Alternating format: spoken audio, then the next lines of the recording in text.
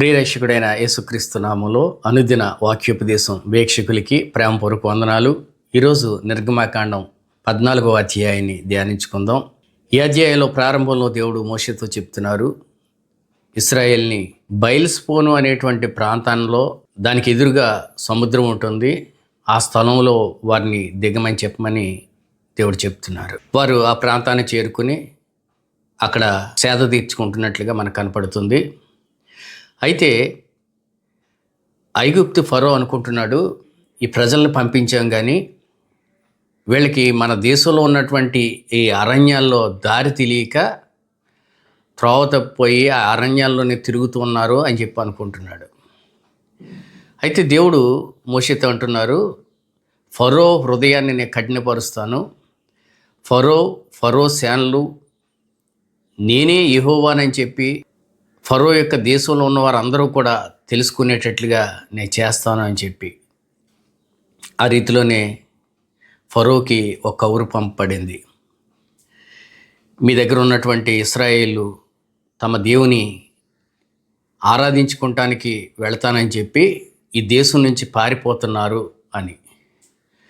ఆ సంగతి తెలుసుకున్నటువంటి ఫరో తన రథాన్ని సిద్ధపరచుకొని తనతో ఉన్నటువంటి ప్రధాన నాయకులు 600 రథాలతోటి, గుర్రాలతోటి, అనేక సైన్య సమూహాలతోటి వాళ్ళని తరమడానికి బయలుదేరాడు. ఐగుప్తులకి ఇశ్రాయేలు బయల్స్పోన్లో ఉన్నట్లుగా సమాచారం అంది అక్కడికి వెళుతున్నారు. వారిని తరుముకొస్తున్నటువంటి ఆ సైన్య సమూహాలను చూసి భయపడి దేవునికి మొరపెట్టుకున్నారు. అంతేకాదు మోషే దగ్గరికి వచ్చి ఇశ్రాయేల్ అందరూ అంటున్నారు, ఐగుప్తులో మాకు సమాధులు లేవని చెప్పి మమ్మల్ని ఇక్కడ తీసుకొచ్చి ఇక్కడ చంపేద్దామని చెప్పి నువ్వు ఆలోచన చేసావా అని చెప్పి, ఇక్కడ ఈ అరణ్యాల్లో ఈ రీతిలో మేము చచ్చే కంటే కూడా ఐగుప్తులు దాసులుగా ఉండటమే మాకు మేలు కదా అంటున్నారు. అప్పుడు మోషే అంటున్నాడు, మీరు భయపడకండి, నేడు మీకు కలగబోయే రక్షణ మీరు చూస్తారు, మునుపెన్నడూ కూడా మీరు చూడనటువంటి గొప్ప సంగతి మీరు చూడబోతున్నారు, ధైర్యంగా ఉండండి అని చెప్పి ఇశ్రాయేల్తో చెప్తున్నాడు. నేడు దేవుడే మీ పక్షంగా యుద్ధం చేయబోతున్నాడు, మీరు ఊరకే ఉండి అలా నిలిచి చూడండి అంతే అని చెప్పి మోషే వాళ్ళ ధైర్యపరుస్తున్నాడు. ఆ సమయంలో దేవుడు మోషేతో అంటున్నారు, నువ్వెందుకు నాకు మొరపెడుతున్నావు? నీవు నీ చేతికర్ణ పైకెత్తి నీ చేయి చాపి సముద్రం వైపు ఉంచు, అది 2 పాయలుగా చీలిపోతుంది, నీరు 2 వైపులా ఏకరాశిగా నిలిచిపోతుంది, నేను తూర్పు గాలిని విసరజేసి ఆ నేలంతా ఆరిపోయేటట్లుగా చేస్తాను, ఆ ఆరిపోయిన నేలలో ఇశ్రాయేలు ఈ నదిని దాటి అవతలికి వెళ్ళిపోతారు అని చెప్పి చెప్తున్నారు. మిమ్మల్ని తరువుకొస్తున్నటువంటి ఆ ఐగుప్తీల సేనలన్నీ కూడా ఈ సముద్రం నడుముకి వచ్చేసరికి వారంతా కూడా నశించిపోయేటట్లుగా నేను చేస్తాను. జరిగేటువంటి ఈ కార్యాన్ని బట్టి ఐగుప్తీలందరూ యెహోవాయే దేవుడు అని తెలుసుకుంటారు. ఐగుప్తు సేనలు కావచ్చు, రౌతులు కావచ్చు, రథాలు కావచ్చు, గుర్రాలు కావచ్చు, అన్నీ కూడా ఈరోజు హతమైపోతాయని చెప్పి, దీనిని బట్టి నా నామం హెచ్చించబడుతుంది అని చెప్పి మోషేతో దేవుడు చెప్తున్నారు. దేవుడు చెప్పినట్లుగా మోషే తన చేతినెత్తి సముద్రం వైపు ఉంచినప్పుడు ఆ సముద్రం 2 పాయలుగా చీలిపోయింది, నీరంతా ఏకరాశిగా నిలిచిపోయింది, ఆ తూర్పు గాలి చేత ఆ దారంతా కూడా ఆరిన నేలగా మారిపోయింది. దానిలో ఇశ్రాయేలు ప్రయాణం చేస్తున్నారు. వారికి అతి సమీపంగా ఐగుప్తుల సేనలు కూడా వచ్చేసినాయి.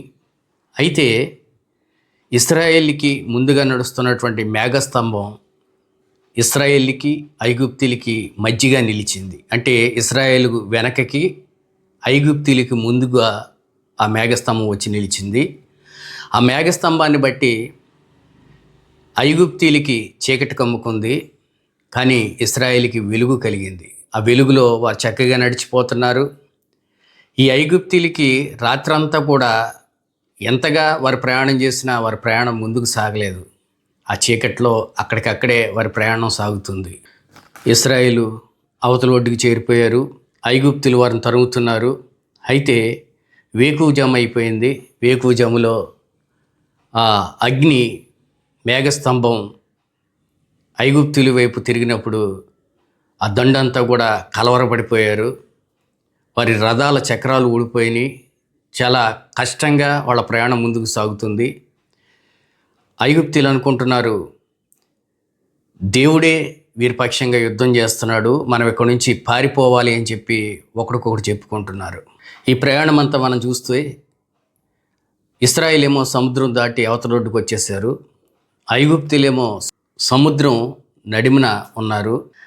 ఒక్కసారిగా దేవుడు చెప్తున్నారు మోషేతోటి, నువ్వు మరలా సముద్రం వైపు నీ చెయ్యి ఎత్తు, సముద్రం మరలా ఏకమైపోతుంది అని చెప్పి.